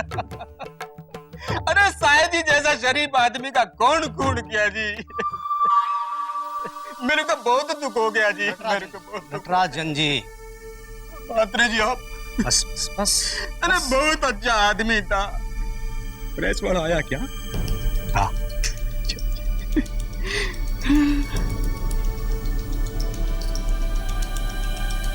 मुझे तो ऐसा लगता है जैसे किसी ने मेरे बेटे को ही मुझसे छीन लिया। 25 साल का था निरंजन जब उसे हजारों युद्ध नेताओं की भीड़ में से चुना था मैंने, और आज जब वो मुख्यमंत्री बनकर मेरा सपना साकार करने वाला था तो हिम्मत रखो बेटी, हिम्मत रखो, वरना मेरी हिम्मत टूट जाएगी। It's very very big loss भाभी जी। It's very very big loss. हम अपोजिशन लीडर होके भी इस बात को एडमिट करता है। साहिद जी का हमारी पार्टी में कोई तोड़ नहीं था जी। एकदम सही आदमी था वो, लेकिन पार्टी एकदम गलत। डिनर बाबू जी इंटरव्यू देंगे। हाँ जी जरूर देंगे जी। चलिए चलिए। साहे जी का अधूरा काम तुम्हें पूरा करना होगा ब्रह्म। उनकी जगह लेकर। अरिक जी? हाँ,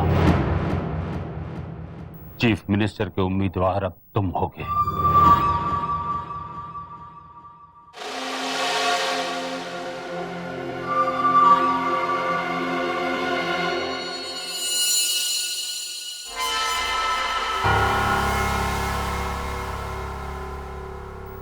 आप हैं? दरअसल मैं वो कमरा देखने आया था जिसमें साहिब साहब का कत्ल। ओ, ताकि वो कातिल चंदू को छुड़ाने का कोई न कोई रास्ता निकाल सके। हरगिज नहीं। देखने दीजिए अशोक जी, सहाय जी हमेशा कहते थे कि प्रजातंत्र में सबको मौका मिलना चाहिए, ये चाहे वो उनका खूनी ही क्यों ना हो। ले जाइए इन्हें ऊपर। जी मैडम, आइए।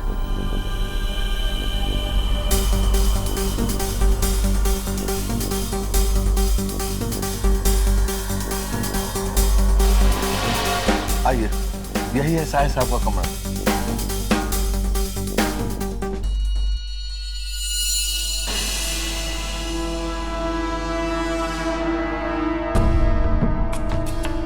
यही वो लॉक है जो चंदू ने बाहर से तोड़ा था और साहिब साहब ने अंदर से लॉक किया था। वही तो हम कोर्ट में कह रहे थे ना। वही आप कह रहे थे कोर्ट में। हाँ आइए आइए, अंदर भी देख लीजिए। आइए।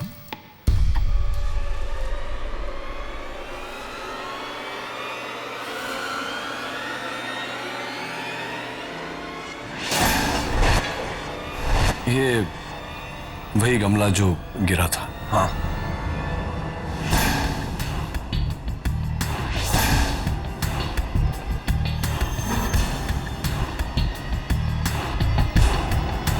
क्या देख रहे हैं? यहाँ कोई छिपने और आने जाने का रास्ता नहीं है।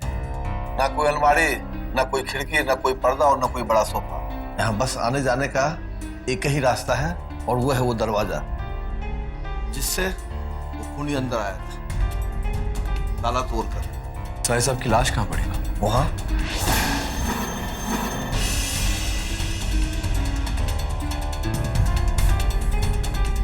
यहाँ इस तरह? हाँ।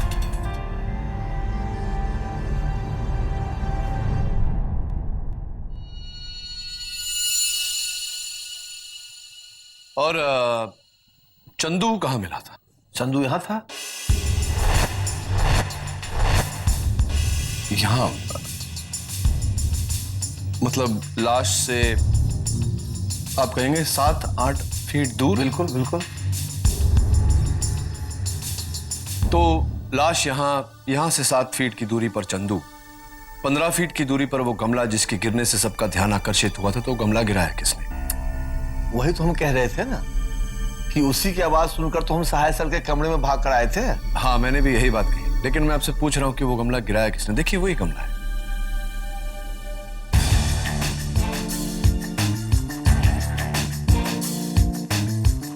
कोई बात नहीं, thank you.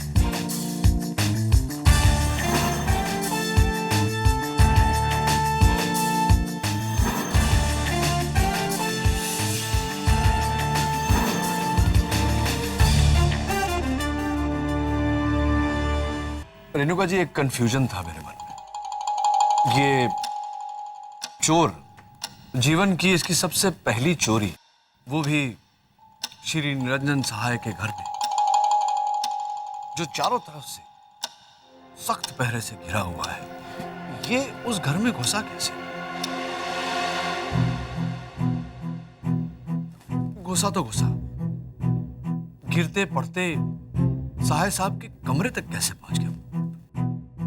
How is it possible? दरअसल उस वक्त हमारी सिक्योरिटी अपनी जगह पर नहीं थी। सिक्योरिटी अपनी जगह पर नहीं थी? मतलब? एक्चुअली मैं सबको हॉल में बुलाकर प्रसाद बांट रही थी। पूजा का प्रसाद तो सभी को एक साथ में बुला लिया था आपने। एक एक करके अगर बुलाती तो जी मुझे क्या पता था। हाँ भला आपको कैसे पता चलता कि पूजा का प्रसाद जो आपने अपने पति की लंबी उम्र के लिए मांगा था वो उनकी मौत का कारण बनेगी। I object your honour. Defence counsel इस बात को कुछ और ही रंग दे रहे हैं। सॉरी, चलिए जाने दीजिए ये सब बातें। जब आप सहाय साहब को पूजा के लिए बुलाने गए तो वो अपने कक्ष में अपने स्टडी रूम में बैठकर कोई फाइल वगैरह पढ़ रहे थे और आपने उनका ध्यान आकर्षित करने के लिए दरवाजे पर,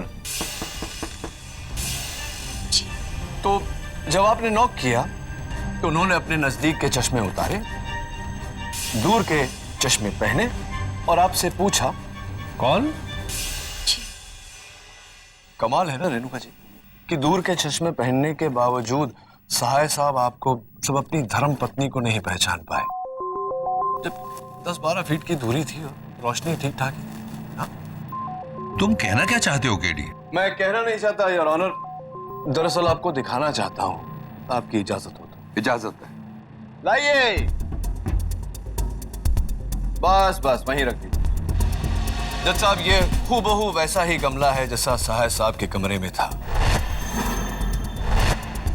इस गमले से 15 फीट की दूरी पर मान लेते हैं कि ये सहाय साहब की कुर्सी जिस पर वो उस रात बैठे थे, और सहाय साहब की कुर्सी से 7 फीट दूर चंदू पाया गया।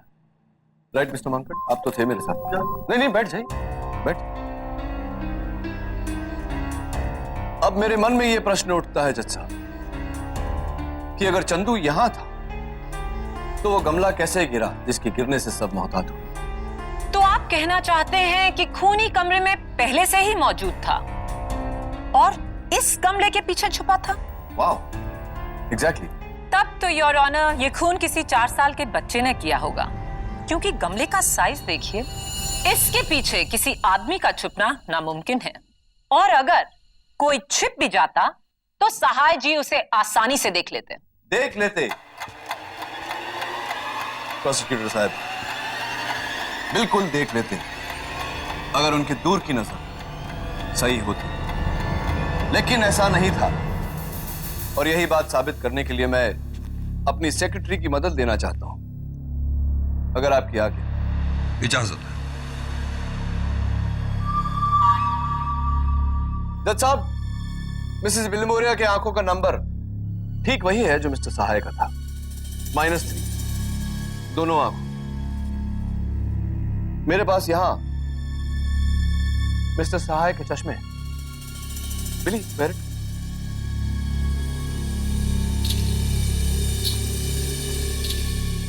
हाय मिसेस बिलीमोरिया, यहां इस गमले के पीछे। कौन सा गमला? ये चश्मा गलत है। Thank you Mrs Bilimoria. Can I have the specs back? Thank you. आप बैठिए। ये वही चश्मा है जज साहब जिसे लगाकर सहाय साहब अपनी पत्नी को और उस गमले के पीछे छुपे हुए उस आदमी को नहीं देख पाए, क्योंकि इसका नंबर सिर्फ 0.5 है, -3 नहीं। ये चश्मा गलत है।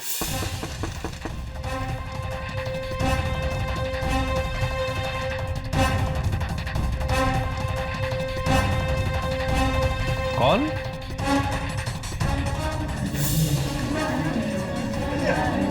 Order order. You mean to say mister Sahay की दूर की नजर का चश्मा बदला गया? जी हाँ, बदल दिया गया। ये गोल्ड प्लेटेड चश्मे सहाय साहब को तोहफे के रूप में दिए थे मिस्टर रिजवी।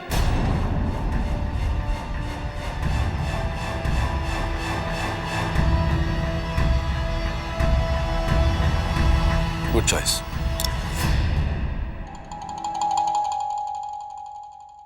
अरे मैं तो भूल ही गया, आपको मुबारकबाद देना। Congratulations mister Rizvi. सहाय साहब के बाद पार्टी की तरफ से चीफ मिनिस्टर के नुमाइंदे आप ही हैं। देखिए, मैंने वो चश्मा साहिर जी को गिफ्ट जरूर किया था और उसका नंबर भी -3 ही था, जज साहब, मैं नहीं, कोई और था। कोई और कोई और था योर ऑनर। चंदू भी यही कह रहा था कि कोई और था जिसने खून किया, इसने नहीं। कोई और था योर ऑनर जो सहाय साहब के कमरे में पहले से ही मौजूद था। कोई और था जिसने इस गमले के डायरेक्ट पीछे की बत्तियां बुझाई और सहाय साहब के सीने में छुरा भोंक दिया। कोई और था your honour. Order order your honour, कोई और करके ये देश की पूरी पॉपुलेशन पर उंगली उठा सकते हैं, और ये तो महज एक अजम्पशन है। सबूत और गवाह तो झूठ भी तो बोलते हैं प्रोसिक्यूटर साहब, नहीं? उस शख्स ने कत्ल किया, गमले के पीछे छिप गया, चंदू का इंतजार करता रहा। चंदू आया, लॉक तोड़ा, कमरे के अंदर आया, बड़ी होशियारी से कातिल ने गमले को नीचे गिराया और सबका ध्यान चंदू की तरफ आकर्षित किया। बेचारा चंदू पकड़ा गया। Right mister monk? क्या? नहीं, परेशान मत होइए, मैं आप पर इल्जाम नहीं लगा रहा, आपको कटघरे में बुला रहा हूं। यस मिस्टर मांकड, कत्ल की रात को आप पार्टी प्रेसिडेंट श्री पारेख के साथ थे? जी जी, आप पूछ लीजिए उनसे। पूछ लिया मैंने उनसे फोन पे। आप परेशान क्यों हो रहे? उन्होंने बताया कि आप उनके साथ ही थे, जरा पसीना पूछ लीजिए। एक मिनट। एक कत्ल की रात को आप श्री पारेख के घर पे थे, तो मैं सोच रहा हूं कि आप इतने जल्दी सहाय साहब के घर कैसे पहुंचे, और इस गमले पर आपकी उंगलियों के जो निशान हैं वो कैसे कैसे आए इस गमले पे आपकी उंगलियों? वो क्या है कि वो गमला मैंने गिराया नहीं था। गिराया नहीं? उठाया था। कमरे में घुसते ही आपके सामने आपके पूजनीय बॉस का मृत शरीर पड़ा हुआ था, लेकिन आपने ये अपूजनीय गमला उठाया।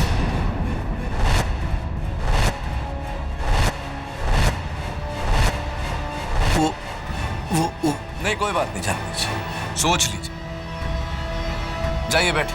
और जब तक आप सोच रहे हैं, हम बात करते हैं एक ऐसे शख्स से जज साहब, जो अगर ना होता तो शायद आज चंदू कटघरे में ना होता। लक्ष्मी बस्ती के जगन्नाथ शेट्टी उर्फ जगन भाई से। नमस्ते माई बाप। जगन भाई, लक्ष्मी बस्ती वाले सब आपसे डरते हैं, लेकिन अब तो कितने जॉली हैं। तो बताइए कि ये अपना चंदू है, क्या आपकी बातचीत क्या क्या हुआ, क्या आप दोनों के बीच में? साहब, चंदू को सिर्फ अपन इतना बोला था कि बंगला बहुत बड़ा होगा, ऊपर के कमरे ना हमेशा खाली रहते, बोले तो माल बहुत होगा, बस इतना ही बोला था अपन। तो ये भी बता देना चाहिए था कि वो श्री निरंजन सहाय का बंगला है। हो सकता है कि डर कर चंदू वहां नहीं जाता। क्या कहीं ऐसा तो नहीं कि जान के नहीं बताया उसे फंसाने के लिए? I object your honour. अब अगर मैं किसी से कहूं कि 10 फ्लोर की बिल्डिंग से कूदने से मौत हो जाती है और वो फिर भी कूद जाए, तो क्या आप इसका इल्जाम मेरे सर लगा देंगे? बेबुनियाद है डिफेंस की आर्ग्यूमेंट। सस्टेन्ड। तुम्हें कुछ और पूछना है केडी? No more questions. आप बैठिए। मैं बुलाना चाहता हूं मेरे अगले गवाह, my next witness, ex MP mister Prabhudas Mhatre को। मात्रे साहब, मैंने सुना है कि सहाय साहब ने आपको टिकट देने से इनकार कर दिया क्योंकि आपके खिलाफ कुछ करप्शन चार्जेस वगैरह हैं। Is that true? जीवन, मैं नो प्रॉब्लम, जाने दीजिए। कत्ल की रात को आप उसी घर में थे, उसी फ्लोर पर, उसी माले पर, जिस माले पर वो कमरा है जिसमें ये कत्ल हुआ था। Is that true? हाँ, पर मैं बाथरूम में था। हाँ, राइट। आप उस बाथरूम में थे जो उस कमरे से बिल्कुल जुड़कर है जिस कमरे में कत्ल हुआ था। Is that also right? जी हाँ, तो मतलब इस लिहाज से तो आपको सबसे पहले वहां पहुंच जाना चाहिए था, लेकिन आप सिर्फ आखिर में आप वहां पहुंचे, द लास्ट। जी, मैं फोन पर था। फोन पर थे? फोन पर थे आप, आपके कर्ता धर्ता का कत्ल हुआ और आप फोन पर थे। जी मेरी सुनिए आप। हाँ बोलिए। वेरी गुड मिस्टर केडी पाठक, आप मेरे सारे गवाहों को कोई ना कोई मकसद देकर कटघरे में खड़े इस मुजरिम को बेकसूर साबित कर देना चाहते हैं। That's my job, Your Honor. ये किसी आम इंसान का कत्ल नहीं था। सहाय जी इस देश के सबसे पावरफुल नेताओं में से एक थे। ऑब्वियसली उनकी मौत से एक को नहीं, काफी सारे लोगों को फायदा होगा। तो आप क्या कहना चाहते हैं कि वो सब के सब लोग गुनहगार हैं? नहीं, सब नहीं, पर उन सब में से कोई एक गुनहगार जरूर है। वो एक जिसकी उंगलियों के निशान उस चाकू पर पाए गए, चंदू। जज साहब, शायद हो सकता है कि चंदू ने डर के वो चाकू अपने हाथ में ले लिया हो। होता है, ऐसा पहले भी हुआ है। शायद, लेकिन, मगर, किंतु सिर्फ सवाल उठाने से जवाब नहीं मिलते मिलॉर्ड। बंद कमरा, उसमें सिर्फ 2 लोग, एक की मौत इस चाकू से हुई और दूसरे की उंगलियों के निशान इस चाकू पर। चंदू ने खुद कहा कि उस कमरे में और कोई नहीं था। अब आप मुझे बताइए, खून किए बिना चंदू की उंगलियों के निशान इस चाकू पर कैसे आए? अगर आप मुझे ये प्रूफ कर दें मिस्टर डिफेंस काउंसिल, तो मैं माया फडणवीस पब्लिक प्रोसिक्यूटर इस केस में अपनी हार मान लूं। और ये मेरा आपको चैलेंज है।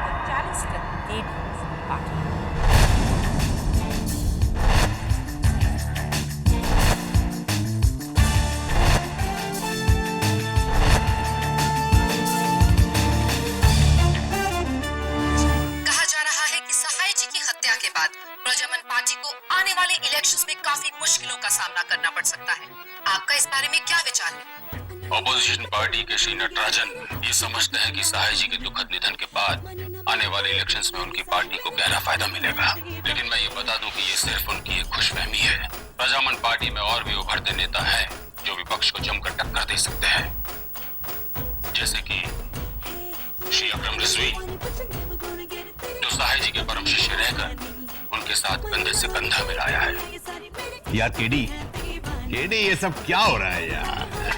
तेरे जैसा साफ सुथरा सीधा साधा नींबू पानी पीने वाला ये किस सियासी पचड़े में पड़ गया है? एक्सपीरियंस से बोलता हूं, बड़े लोग के बड़े गेम होते हैं बापू, तू बेकार का पिसेगा। देख जिलमिल, 100 लोग अगर एक झूठ बोले तो वो झूठ सच नहीं बन जाता। अच्छा, तेरा मतलब ये है कि ये चंदू खूनी, ये अकेला सच्चा, बाकी सब झूठे हैं? कम ऑन यार, आज की डेट में लोग सगे बाप का भरोसा नहीं करते और तू एक चोर का कर रहा है। अच्छा छोड़िए सब, देख सुन, कल रात एक मस्त फिल्म की पार्टी है, उसमें बड़ी बड़ी हीरोइंस आएंगी। इनविटेशन भी है, चलेगा मेरे साथ? अरे तू क्या कर रहा है यार, मैं क्या बोल रहा हूं तू सुन नहीं रहा? केडी,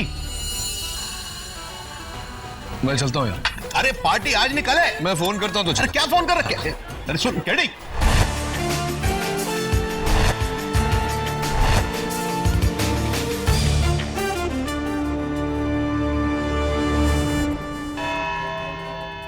अदालत की कार्रवाई शुरू की। इस चाकू को गौर से देखो चंदू, इसी चाकू के कारण एक बेगुनाह की मौत हुई और अब एक और मौत होने वाली है,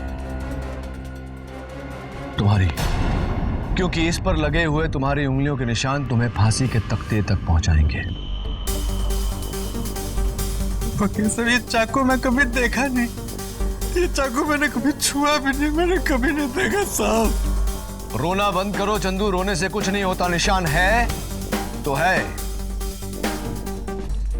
लेकिन दिलचस्प बात यह है कि तुम्हारे उंगलियों के निशान इस चाकू पर आए कैसे? बी क्लियर केडी, तुम साबित क्या करना चाहते हो? प्रोसिक्यूटर साहब, बहुत परेशान करता हूं मैं आपको, गुस्सा आ जाता होगा। ये लीजिए, किल मी। What nonsense is this? हाँ, चाकू उठाओ, मारो, मुझे आराम मिलेगा तुम्हें। Have you gone crazy, KD? अरे उठाओ चाकू, मारो, मुझे शांति मिलेगी। केडी, क्या हो गया है तुम्हें? क्यों नहीं मार सकती? क्या आज भी तुम मुझसे प्यार करती हो माया? क्या?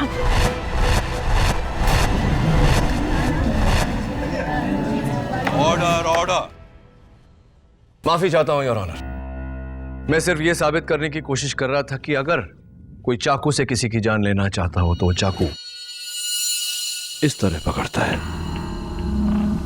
एक्सक्यूज मी, ना कि इस तरह से।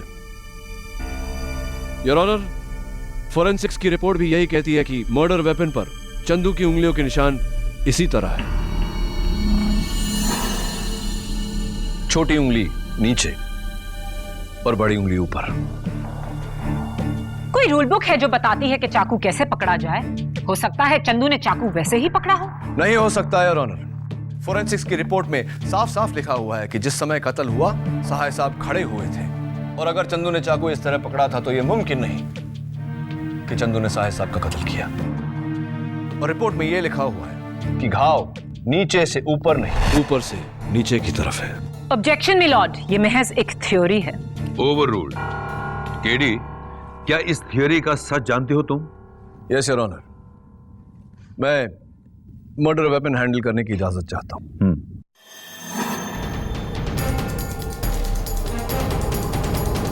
योर ऑनर, सच हमेशा सीधा नहीं होता, कभी टेढ़ा मेढ़ा और कभी कभी तो पूरी तरह घुमाया।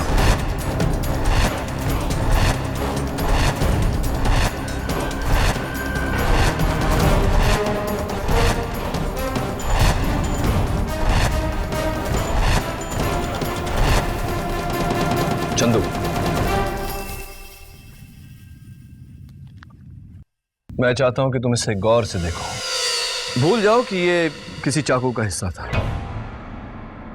अब सोचो कि इसे कहां देखा है तुमने, किसी और चीज पर, जैसे कि चलने की छड़ी या कोई छाता वगैरह। छाता? चंदू, ये लगता बारिश होने वाली है।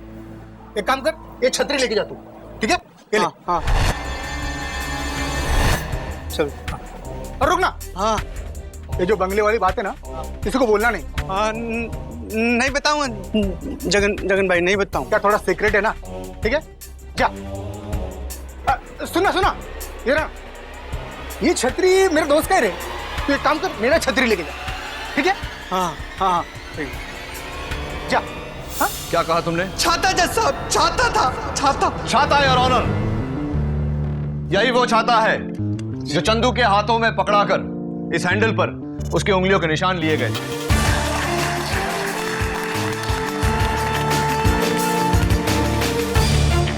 योर ऑनर, अब आपकी इजाजत हो तो मैं जगन भाई से पूछना चाहता हूं कि उसने चंदू को क्यों फंसाया।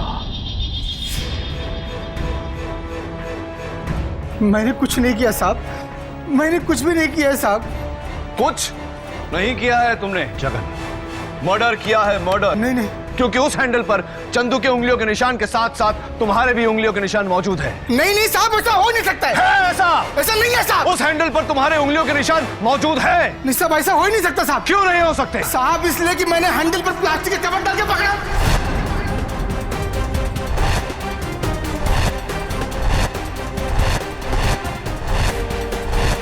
Very interesting. जब तुमने उस हैंडल पर कवर डालकर उसे पकड़ा तो जाहिर सी बात है कि उस हैंडल पर तुम्हारी उंगलियों के निशान नहीं आ सकते। माफ करना मुझे जगन भाई, मैंने एक छोटा सा झूठ बोला, लेकिन अब तुम हमें सच बताओगे वरना मैं तुम्हें फांसी के तख्ते तक ले जाऊंगा। साहब मुझे कुछ नहीं पता। मुझे एक फोन आया था साहब, और उसने मुझे कहा कि उसे एक बेवकूफ चोर चाहिए था साहब, जो सहाय साहब के बंगले में 14 नवंबर की रात को ठीक 10:15 बजे घुसेगा साहब। इस काम के लिए मुझे उसने 10 लाख रुपए दिए, जो कचरे के डब्बे में थे साहब। और उसी कचरे के डब्बे मुझे एक छतरी भी मिली साहब, जिस पर मुझे चंदू के अंगुलियों के निशान लेने थे। मैं उसको पहचानता नहीं साहब, मैंने सिर्फ उसकी आवाज सुनी साहब। तो ये आवाज जो तुमने सुनी, ये आवाज कैसी थी? मर्दानी, जनानी, किस तरह की थी ये आवाज? साहब वो कोई साउथ इंडियन था साहब। साउथ इंडियन आवाज? एकदम रफ आवाज थी साहब।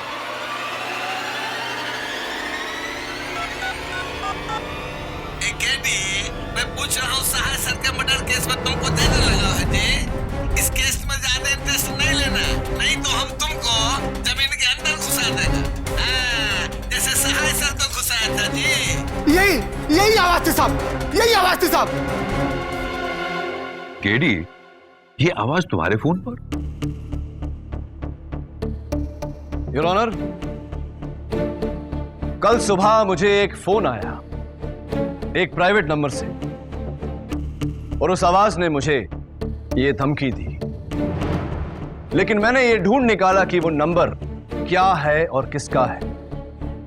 मैं उस नंबर पे फोन लगाऊंगा और वो फोन इसी अदालत में बजेगा, क्योंकि वो शख्स वो है जिसने केवल मुझे धमकी नहीं दी बल्कि इस साजिश को रचा है और साहे साहब का कत्ल भी किया है। इजाजत है।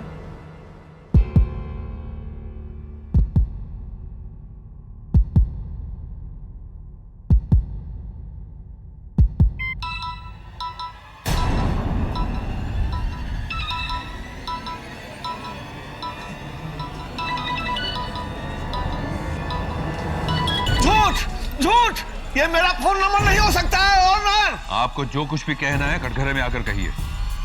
योर ऑनर, इस तरह तो केडी किसी का भी नंबर डायल करके उसे फंसा सकता है। अगर मैं झूठ बोल रहा हूं तो अपने मुवक्किल से पूछिए, क्या तुम नहीं थे जिसने साहे साहब के चश्मे बदले? क्या तुम नहीं थे? हम तो पारिक साहब के साथ थे। तुम ही थे जिसने साहे साहब का कत्ल किया।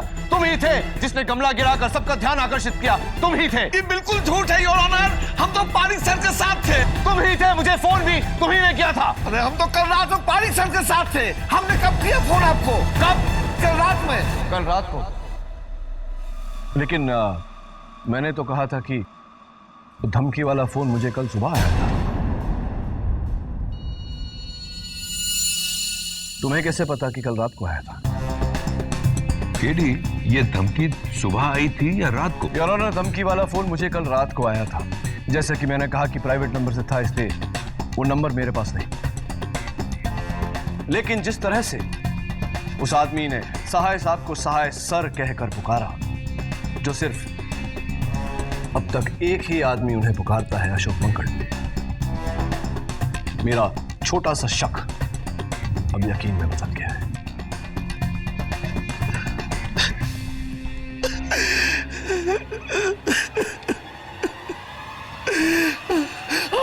हमने ही चश्मा बदला था।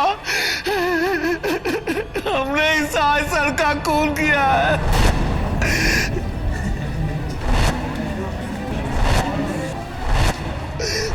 धमकी भी मैंने दी।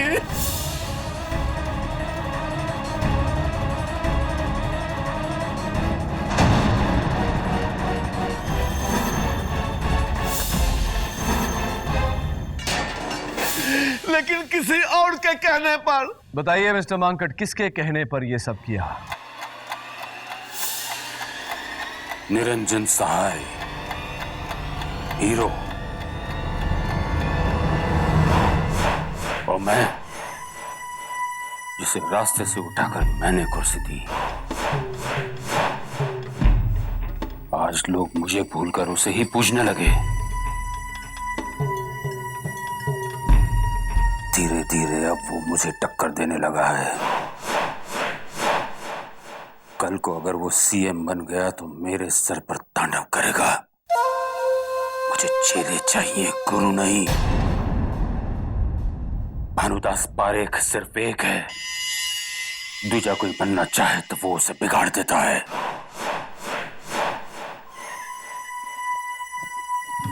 तुझे पार्टी का टिकट चाहिए था ना? जी सर।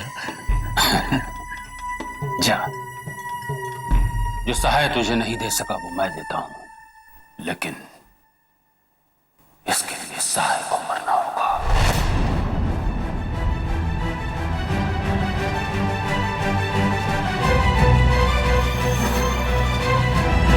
अदालत का फैसला है कि मुलजिम चंदू उर्फ चंदन मुंशी को कत्ल के इल्जाम से बरी किया जाए और केवल चोरी के इल्जाम की कार्रवाई हो। और अदालत पुलिस को हुक्म देती है कि जगन और अशोक मंकड़ के साथ साथ जल्द से जल्द प्रजामन पार्टी के प्रेसिडेंट भानुदास पारेख को गिरफ्तार किया जाए।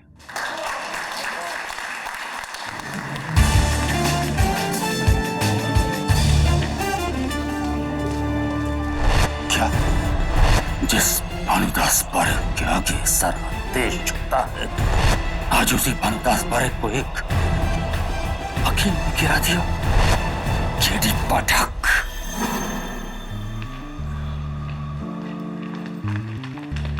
बधाई हो केडी, आपने तो अनहोनी को होनी कर दिया। हारी हुई बाजी पलटकर एक बार फिर जीत आपकी। आज न मेरी जीत हुई है न प्रोसिक्यूशन की हार। आज सत्य जीता है।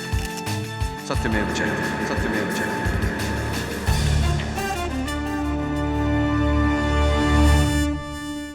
ऐसे और भी मजेदार वीडियो के लिए हमारे चैनल को लाइक, शेयर और सब्सक्राइब करें।